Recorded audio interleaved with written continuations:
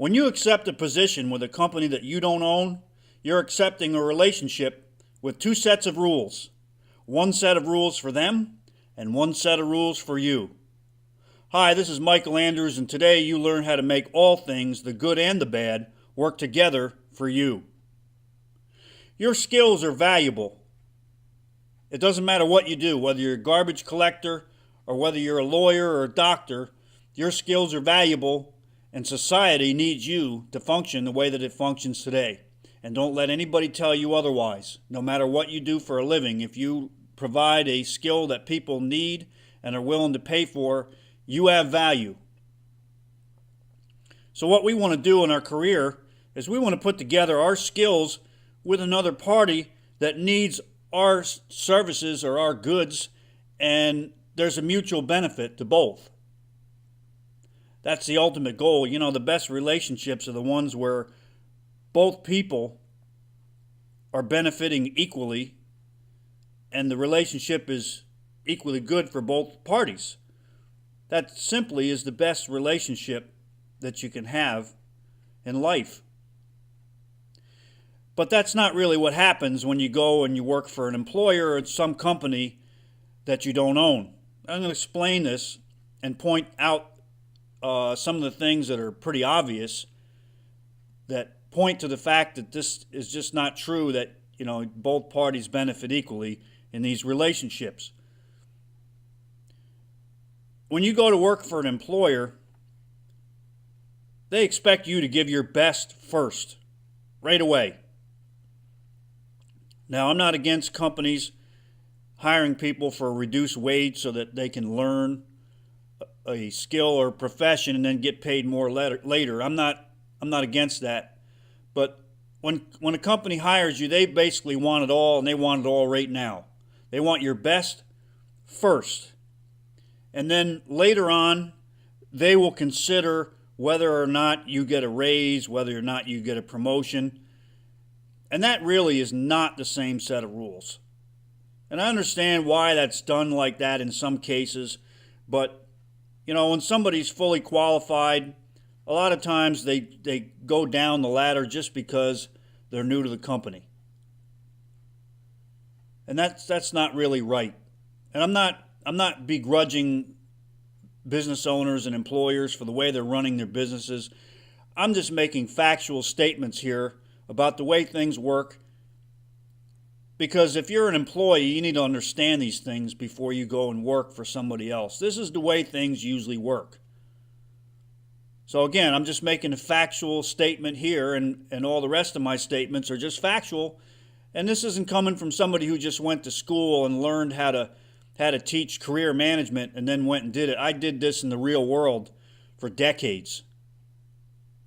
So this isn't coming from academia. This is coming from the real world here.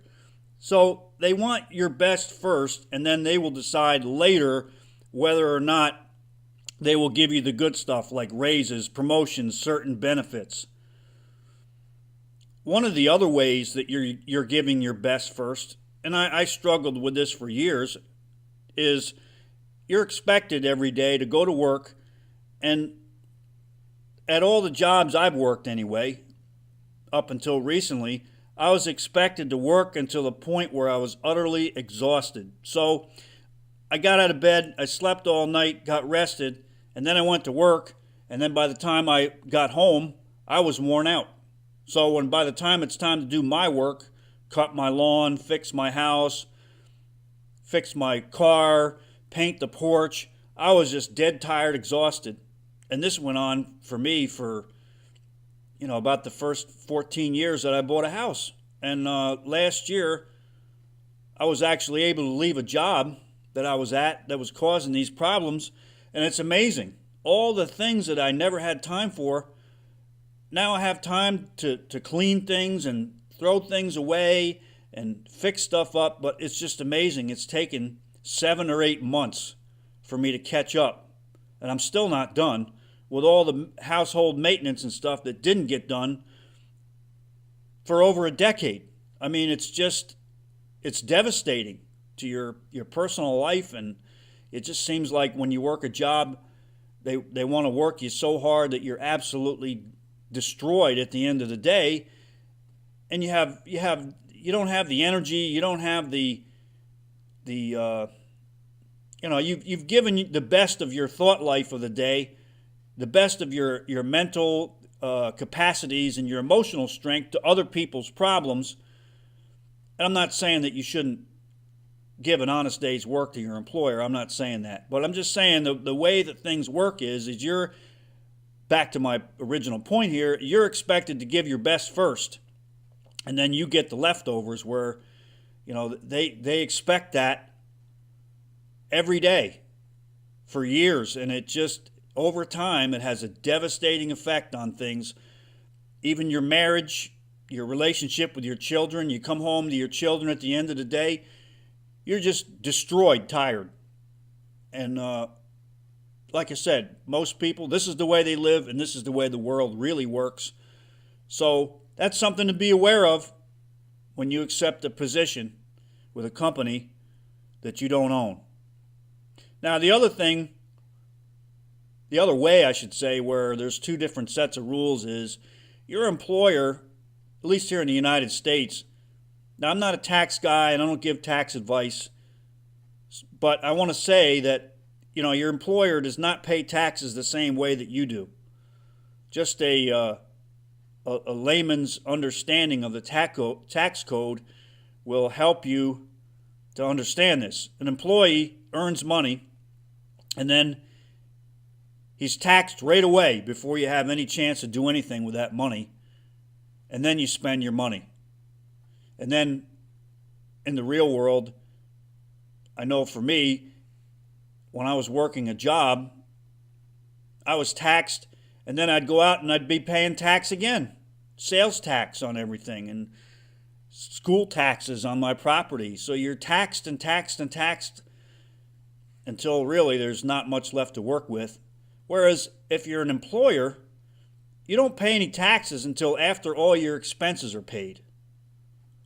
So the way it works for an employer, and this is just a layman's explanation, is let's suppose that you earn $60,000 a year as an employee. This is to help you understand how your employer is taxed.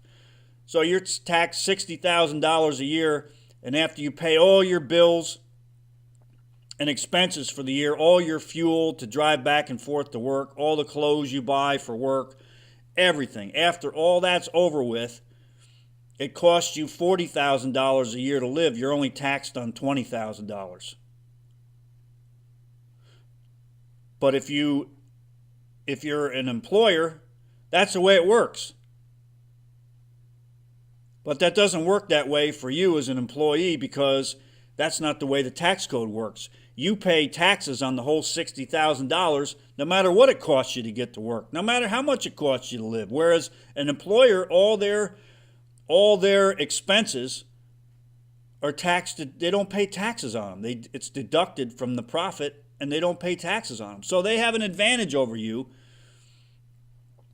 Maybe I haven't done the best job of explaining how this works, but it gives them a financial advantage over you that actually works to the end of keeping you stuck there. Because employees pay the most taxes at anybody, and don't let anybody fool you. Your employer, they're not paying those taxes that you pay. You're paying them. Not them, you.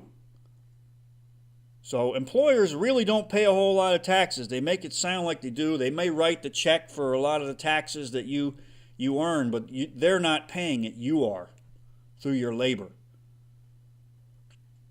So something to think about before you take a job. Another way, there's two sets of rules. They want from you, if you want to leave the position, if you want to take time off, they want you to make sure that you give them 2 weeks notice for everything, whereas they can just fire you on the spot. We don't like the way you comb your hair. You're fired. I don't think that's necessarily the best way for a person to invest their time and their effort in something that they can just be fired from and that they don't own. And this brings us right into my next point.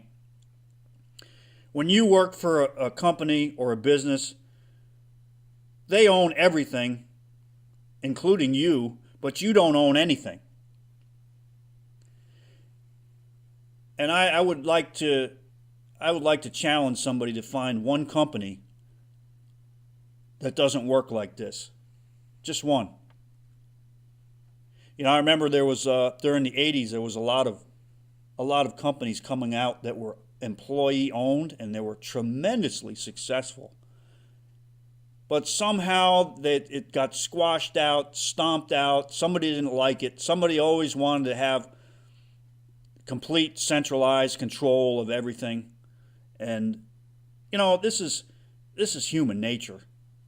You can have all kinds of people giving you career advice and what career to choose and everything else. Well, that's all great, but you know what? Somebody needs to explain what human nature is. And what human nature is, since the beginning of history, since all the way back to the ancient Egyptians, human nature is always for a small group of people to try to subjugate and enslave everybody else and make everybody else work for them. Centralized control, centralized power by a small percentage of people. That's been human nature since the first people were around. It's never changed. Things will always gravitate in that direction unless there is a counteracting force. And let's face it, a job that you have at a corporation or a company, that corporation is set up to promote itself, its own centralized control of its own little world. And if you're an employer, I'm not trying to talk bad about you. I'm just saying the way things work in real life. I'm just making factual statements about the way things work in the real world. Human nature, I've worked for people that are religious and non-religious alike, and they all want to stack the deck so that their company can go to the moon, and you go nowhere. And every place I've worked has been like that. I'm not saying there's not good companies out there to work for that take care of their employees, but most of them, the default mode of things is that people want to subjugate you and make you part of their game and tell you what to do, and they own everything and they call the shots and you don't. And that's human nature, folks.